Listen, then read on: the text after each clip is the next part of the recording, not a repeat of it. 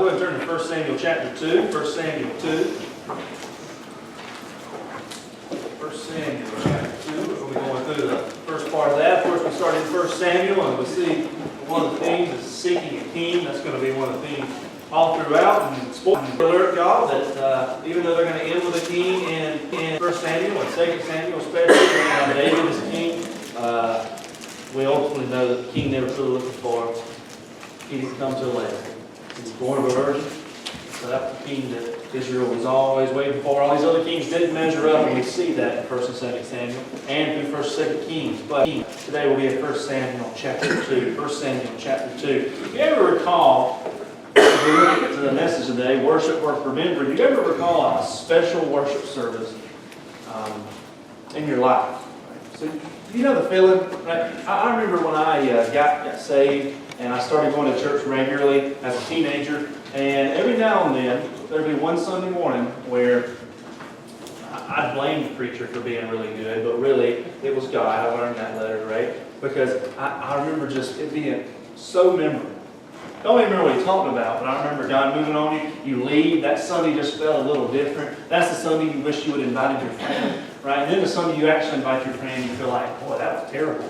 I didn't feel anything during that one, right? And then really the friend got something from it. Wonder why that is. Well, ultimately we know that the reason special worship services really ever happen, not that we don't play a role in it, but it's always God. Right? He's the one that speaks. He can speak over and beyond, through music, over and beyond the weakness of a deliverer, of a preacher, and He speaks to our hearts, and sometimes what He says can be connected, but sometimes it can almost be completely different from what's being said, and He still works. I remember one time, and like I said, I don't remember what it was talking about. I remember I wrote it down in the front of my Bible. I was at a revival service at Motley Creek Baptist Church in Campobella, and I just remember writing in my Bible, and I still have it. God spoke to me, it was like 07, 08, during this service and greatly encouraged. And it was different than almost every other time. And those happen, right? We can't control the Spirit. He is who He is. He moves where He goes, and He does as God calls Him to and directs Him to here on earth as He's calling us to Him. But today we're going to look at this prayer from Hannah, and we're going to see what worship, work, remembering looks like. Because regardless of the fact, we're always called to worship. And we're going to see what our worship, what should play part in our worship, and we see that through her prayer. Follow along as we read 1 Samuel chapter 2, verse 1, the prayer of Hannah. And it says this, "And Hannah prayed and said, My heart exults in the Lord. My horn is exalted in the Lord. My mouth derides my enemies because I rejoice in your salvation. There is none holy like the Lord, for there is none beside you. There is no rock like our God.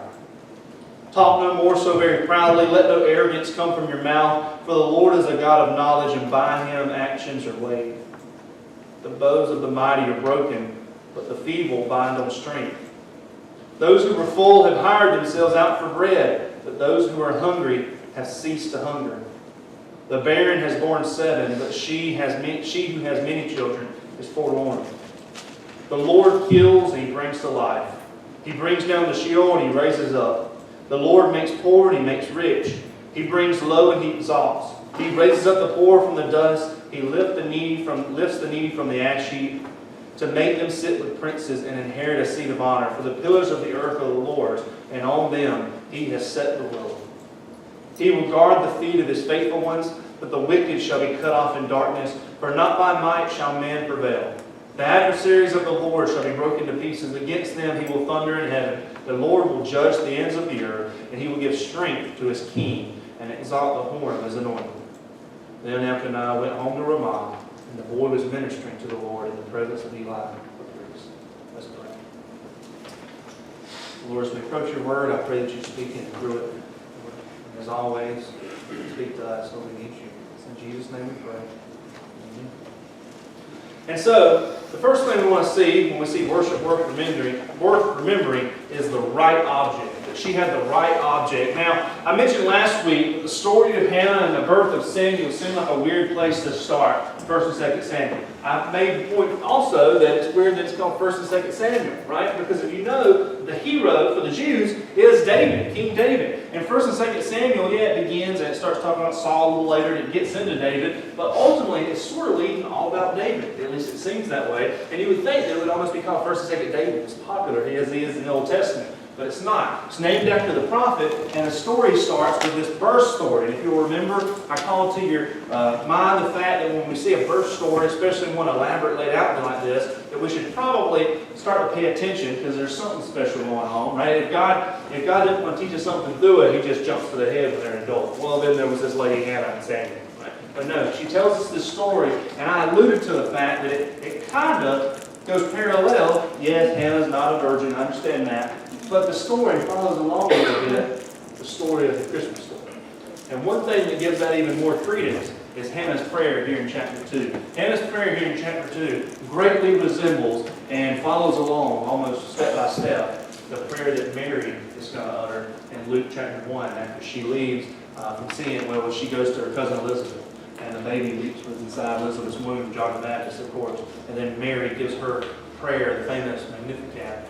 And it matches this very well. So many think, well, Mary just knew her Bible, but I think those types of connections aren't things we just want to overlook, because ultimately this is going to be about seeking a king, but we know who the true king is, the one that we're always looking forward to. But all that being said, this prayer seems to be a response to the fact that she had gave her son away. Now that sounds terrible, but of course we remember the story. Right? Hannah goes to the temple. She says, Lord, I'll dedicate him to you if you'll give me a son. And then, of course, she's given a son, Samuel. And she weans him, and she takes him back to the priest, and she dedicates him to him. She said, he's lent to you for all his life.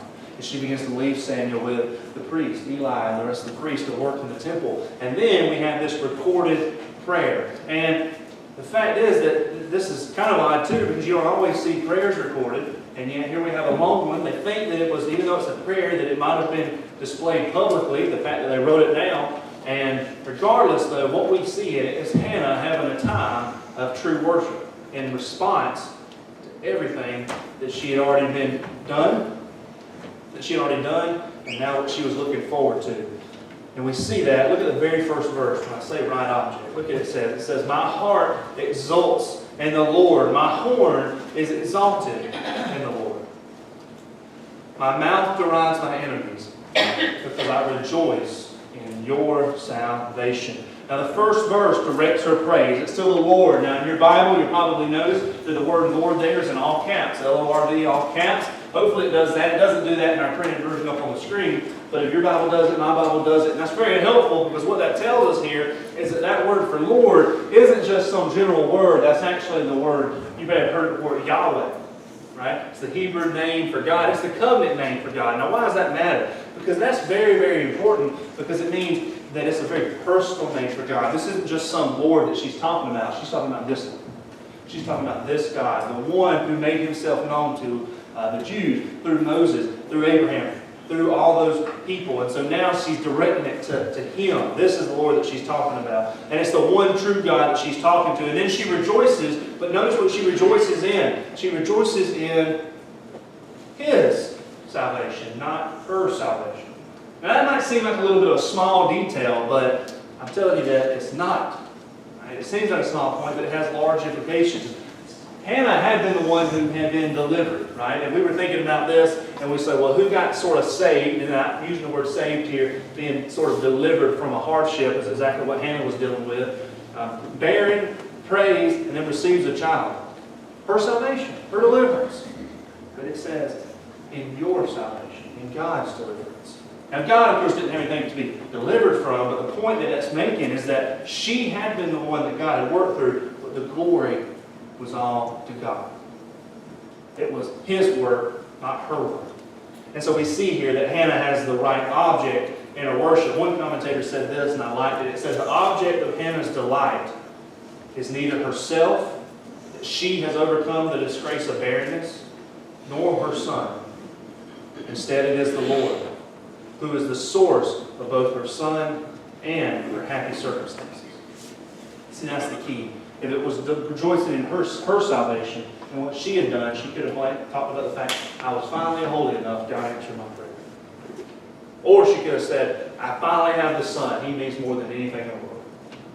And yet she said, no, God, I rejoice in His salvation, what He's done for me. You probably get tired of it, but oh well, you have to get used to it. C.S. Lewis, right? And I've told you the story before, but one of the awesome things is, and I know y'all don't even remember my points from last week, so there's no way you remember the story, right? And so you can laugh at that, or somebody can quote the points from last week. Okay, don't make me feel good. Anyways, so he writes this book, and it's called The Great Divorce, and it is weird. If you read it, you're going to think, oh, what's going on here? He's not trying to write something super technical. He's telling a story, so it plays around a little bit. But in it, it has this really weird storyline. And what happens, basically, so you understand what's going on, is they show up, and there's all these ghosts. What these ghosts are people who had died. And they go in and they see a city way out over the mountains. And these angels come to them. And each one has a special angel. Like I said, this ain't the Bible. This ain't how the Bible talks about. So don't think one day when you die there's going to be some journey and there's going to be an angel coming. That ain't what he's trying to do. But he's starting to paint a point, and he says, an angel comes, and in this one particular instance, there's this lady. Her name is Pam. And Pam was a mother who lost her child when he was a kid. And so she shows up, and she sees her angel coming, and it's an angel that resembles her brother. It resembles her brother, and the first thing she says, like good siblings, she says, Golly, what are you doing here? I didn't want to see you. That's basically what she says to him. And then she says, where's Michael? And that was the name of her son. She said, he's here, isn't he? Why couldn't he come see you? And the angel tells her, he says, well, he couldn't come see you because right now it's impossible for him to see you. You're almost invisible. We got to thicken you up a little bit so that you can see your son. And I want to read, because I'm not going to be able to explain it as good as I can tell you what it says. This is what he says about it. He says, we got to thicken you up a little bit, and that means religion, in a sense. And she says, oh, you mean religion and all that sort of thing? Well, this is hardly the moment. And from you, of all people, well, never mind. I'll do whatever's necessary. What do you want me to do? Come on. The sooner I begin it, the sooner they'll let you see my boy. I'm quite ready. And the angel responds, but Pam, do think. Don't you see, you're not beginning at all as long as you're in that state of mind. You're treating God as only a means to Michael, but the whole thickening treatment consists in learning to want God for His own sake. To which she responds, you wouldn't talk like that if you were a mother. And he says, you mean if I were only a mother. But there's no such thing as being only a mother. You exist as Michael's mother only because you first exist as God's creature. That relation is older and closer. No, listen, Pam. He also loves. He also has suffered. And he also has waited a long time. Now, what's he telling in that story? Well, it's a tragic story, and each one of them sort of has something that they're holding on to from their old life. And the point he's trying to get to her is, the love you have for your son is right, but you don't have any love for God. And you got to first love God before you can ever love Him. And yet, the whole thing is, she keeps saying, well, no, I just want Him. He says, you'll never get to Him unless you know God first. Here, that's what happens in our worship as well. We have to have the right object. And y'all, the object of our worship is the triune God, who's Father, Son, and Holy Spirit, the Bible tells us. This is not just a thing we say. It's not something to just do in baptism because it sounds nice or has a ring to it. It's who God is. It's who He told us He is. And that's a fact that we better not take for granted. Right? Because the only way that we can know who God is if God told us who He is. And so you understand how amazing that is, right? That we're not walking around outside and looking up at the sky, looking up at the mountain, looking up at the sun, and coming up with all these ideas. That's what Greek mythology does, right? We turn in and we start talking about Zeus and all these other things. We can just make up some ideas. We'll talk about some crazy things, about guys getting their eyes plucked out by birds, stuck to a mountain. I forgot that story. Pandora's box and all that kind of stuff. We'll make up lots of stories. And you know what? We could do all the stories in the world, make a bunch of movies, and we'll never end on who God is. The only way we can know Him is He made Himself known. And what He did that through His Son. He came and He just revealed Himself to us, and He told His creatures who He was, and He said, look, not only am I going to tell you who I am, you can know me and you can have a relationship with me. And that's what we do in worship. We have the right object. We have to focus on the fact that it's all to Him. We don't come with just a bunch of ideas that we think are cool or things we think God might be like. Rather, we're here to meet this God. And it's the foundation of our worship. But then we see the prayer continues, verses 2 and 3, and we see a recognized power. Look at verses 2 and 3. I love how this sounds. It says, "There is none holy like the Lord, for there is none beside you. There is no rock like our God. Talk no more so very proudly. Let no arrogance come from your mouth, for the Lord is a God of knowledge, and by Him actions are weighed." When Hannah continues with the prayer, she begins to declare the truth about who God is. Who God is. At first, He's holy. And there's no other God like Him besides Him, because there is no other God. Every other God is an idol, and it comes up short. They can't be holy. Why? Because they're made by the hands and through the minds of wicked men. That was the arrogance of the Israelites that God got onto them over and over and over. Because they would leave Him and they'd go and worship an idol. And y'all, it sounds silly, doesn't it? But we do the very same thing. And this is what He would say to them. He says, "Y'all, I was there with you when I split the Red Sea." Y'all guys remember that? You walked on dry ground through that sea. I was there with you when those armies would come and they way outnumbered you, and yet you still beat them. You really think you were that strong? And yet, then you turn from me and you go worship something that some dude made by melting down jewelry? He says, do you really think those two things come together? And that's what He says all throughout the prophets, because they constantly do it. And yet, y'all, we do the same thing. We know the God of the Bible, and then we go worship something that man's created. We go follow them instead. Well, that sounds like a good plan. I think they have a secret. No, they don't. But here she begins to give recognized power. God is holy, and His holiness is an awesome holiness. It's a holiness that's so great, it'll kill you.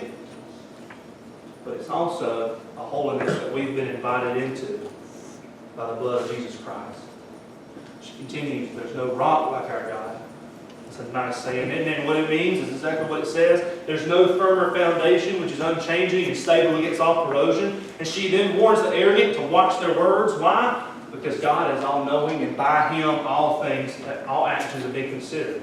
He's the judge, and He's sovereignly in control of all things. And this was a power that Hannah recognized, and it's a power that God has. And that's an important part of the prayer. You ever got any online shoppers? People like shopping online? Got a few of them? Who still likes to go to the store?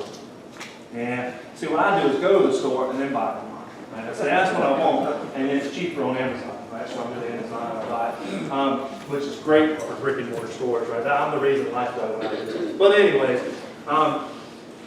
they're not out of business, by the way. You can still go online to Lifeway. I should have said that. But we shop online. Me and Nicole can get pretty obsessive about this, and not buying stuff, but reviews. Right? If you're shopping online, you got to read the reviews, right? And there's always like a few one-star people in there that are just having a bad day and they're not happy with anything. And then there's some people in there about 4 or 5 stars, and you know it's good if there's a lot of reviews, it's over 1,000, and that it's somewhere around 4 stars. Right? If there's not that many reviews, if there's like 2 reviews and there's 5 stars, I don't really treat it very well. Right? We're going through all this, right? We're going through and reading stuff, and we're like, oh goodness. This person said that this part didn't work, this person said this part didn't work, and you begin, go to the next one, this one's already got too many problems. It's almost like you got a bunch of people standing in a room telling you about something, and you're helping you make your decision, all right? You listen to the pros and the cons, and then you say, all right, I'm going to spend my money on this and hope that's actually what gets delivered. That's what we do in worship as well, but the good part about it is there's no cons. We begin to pray, and she's praying, and then she begins to recognize the power of God, and she begins to list them out. And in doing that, it greatly, greatly strengthens her trust. She begins to trust what she's going to get through God. She knows it's good. This is what we do when we sing the song, Count Your Many Blessings, name them one by one. I like that one. Why? Because y'all know what it's like to go into a little bit of a valley. And if you count your many blessings, name them one by one, it does always seem that God comes out on the other hand, doesn't it? Why? Because He's at work. We begin to think about all the ways we've been blessed, and it says, see what God hath done. And it says you'll be singing the rest of your days. Well, I don't know about that. You don't want to hear me singing the rest of my days and walking around with a tune, but there is a song in my heart. Why? Because of what God has done. We count our blessings. We remember His power. We recognize His power, and so then we trust Him. So when we say things like God is holy, that is a scary thing. It keeps us honest. It's a humbling thing because we realize that we're nowhere near that holy. But y'all, it's also a joyful thing. I said this already, but remember Hebrews. Don't forget Hebrews, right? We're in Hebrews. The whole point is that God is so holy that me and you can't stand in His presence. And the only way we can stand in His presence is if we stand covered in the blood of His Son. His holiness is given to me, a person who didn't deserve it. And so when I think about how awesome the holiness of God is, the very fact that the Israelites couldn't even touch the mountain or couldn't cross the line unless they dropped dead. I couldn't walk into the Holy of Holies or couldn't touch the Ark of the Covenant unless they dropped dead. And He says, but if you trust Jesus, you could walk into His very presence. Because He's invited us into that. Think about His holiness, and we begin to think things like that. We remember the fact that He is no God besides you, which means there is no other place we can turn or should turn. Our God is a rock, which means we're ready for the storm. How often do you just need that truth all the time? Right? There is no rock like our God. That means there's nothing else that you can rest in. Our words can be arrogant, but the realization of God makes us bust our own prideful bubbles. And the power of God makes our ability to trust Him all the more greater. When we begin to pray, just like Hannah's doing here, the obvious question comes out, what do I have to fear? This is what Paul does in Romans 8. Right? He's going through all these awesome things about God, and then he says, what have I to fear? Death can't get me. Demons can't get me. God's got it. Our worship worth remembering has the right object. It has a recognized power, but it also has a restful trust. We look in verses 4 through 8. Hannah goes into an extended description. I'm not going to read all that over, but I just make you look at just a bit. Look at verse 5. Those who were full have hired themselves out for bread, and those who were hungry have ceased to hunger. The barren has borne 7, but she who has many children is forewarned. What's he saying there? He goes through all this. The strong are broken, the feeble are made strong. The people that are rich and fat, is the point he's basically saying there, are going hungry now. And those people that didn't have food to eat, now they've got more than they can deal with.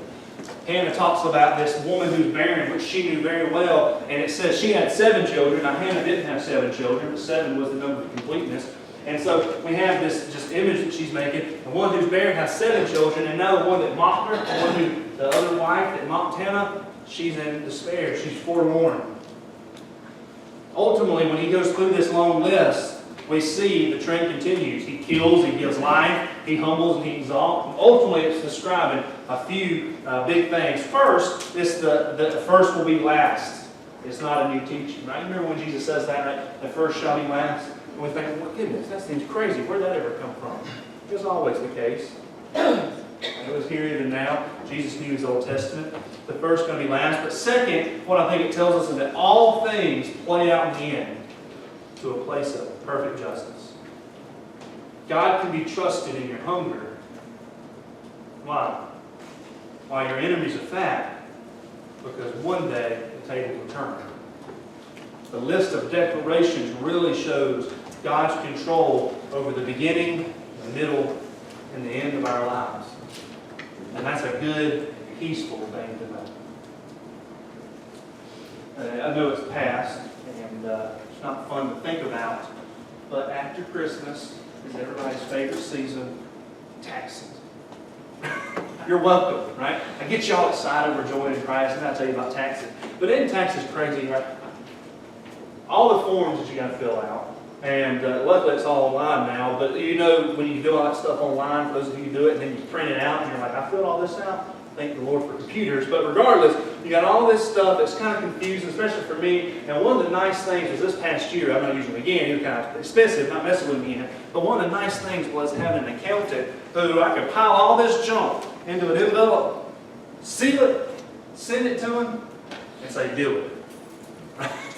You deal with it, and you just get back to me when you're done, and everything's going to work out right in the end, right? We just give him all our mess. Here's some receipts, Here's some stuff that I got paid for. I probably lost something here. I promise y'all that I bought these books or that. I gave this much to church. Here's all this kind of stuff. And here you go. Fix it.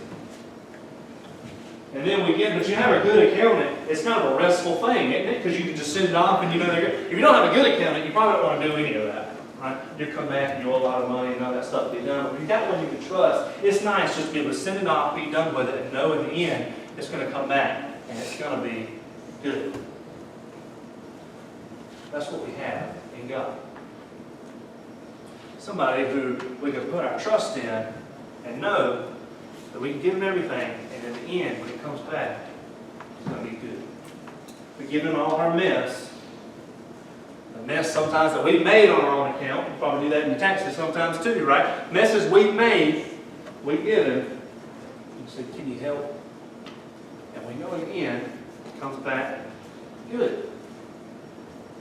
Isn't that an awesome part of worship? This restful trust that Hannah has. She begins to pray and think now. She's remembering that it's God. She begins to think of how awesome He is. And now she's declaring the fact that He is Lord of all parts of our life. After we turn our worship to God and recognize His great power, we're brought to this place of restful trust. And this is the kind of trust that brings us peace. Why? Because you've rightly understood who God is. You know that He's stronger than your biggest barriers, and so you do what He called us to do, and that's resting. This is the best, I'll tell you my opinion, but I think this is probably true for many. This is one of the best side effects of worship I can think of. That we leave knowing that we can leave our cares and our burdens and our stuff at the cross. And we can rest in Him. And here's the thing, I want each and every one of us to leave encouraged. Here's a big key. You know, don't miss this. You don't listen to anything else I've said. Listen to this. I don't ever want you to leave encouraged because you had a moment of self-enlightenment and now you feel empowered to go make something happen. And that can happen sometimes in church, can't it? All of a sudden you're like, you know what? This is what I need to do. I'm going to go do it. That's good, but y'all, that fizzles out really, really quickly. I don't want you to leave encouraged because you have a moment of self-enlightenment and you think you can make something happen. I want you to be encouraged because you had a moment of divine conviction and now you feel empowered by the Holy Spirit because He's your true source of strength. See, leaving thinking that you can do it on your own is like the very thing that messes you up in the first place. Right? Relying on ourselves and our own strength. No, when we come in time of worship and we begin to reflect upon God and sing things to Him, like crowned with many crowns, and when we all get to heaven, and we begin to say awesome things about Him, and we begin to say, God, I need to trust You with this. He doesn't mean then, well, I want you to leave here, and I want you not to trust Me at all and do everything you think you can do. Right? Because then you can handle it, right? That's what you're basically saying when you leave. No. I want us to leave resting in Him, feeling empowered by Him, because He's the one that does the awesome, awesome work. But then finally, we see in her prayer a reminded hope. The last two verses. Just look at verse 9. He will guard the feet of His faithful ones, but the wicked shall be cut off in darkness. For not by might shall man prevail. The end of her prayer, it sort of sounds much like the last four verses, but there's a little bit of a difference. These last two verses are talking all about this future final judgment. She's stating the fact that God is going to keep His promises. He's going to guard the feet of His faithful ones, and He's going to judge the wicked, that no one's going to be free from judgment. This is one of the biggest problems we have in a culture that thinks that you aren't supposed to try to tell other people your religion. Right? You know that? There's some people that, and here's the thing, they might even call themselves Christian, but they still think, well, you should just let them have their religion, and we'll have our religion, and they can have their religion. Y'all, if that's true, then what do we have a mission for in the first place? See, we live in a culture that says you shouldn't offend, but the problem is that the gospel is meant to be offensive, and the very point is that this isn't some religion that, like, at the end there's going to be a bunch of different doors, and you say, well, you go through that door, and your God's behind it, and He'll do His judging, and then you go Christians, all the Christians through this one, all the Muslims through this one, all the Buddhists through this one, because we all have our different ends. No, there's one end. Right? And it ain't because Can you imagine walking up to God and then saying, the great white throne, and saying, yeah, I know you're going to open up a book. I think I heard something about that, but I'm not a Christian, so this ain't my religion. I don't choose to believe in this. Right? So don't worry about judging me. That ain't how it works. That ain't how it works. The reality is that if ours is true, all else is a lie. And spoiler alert, ours is true. And so it would be wrong to not share.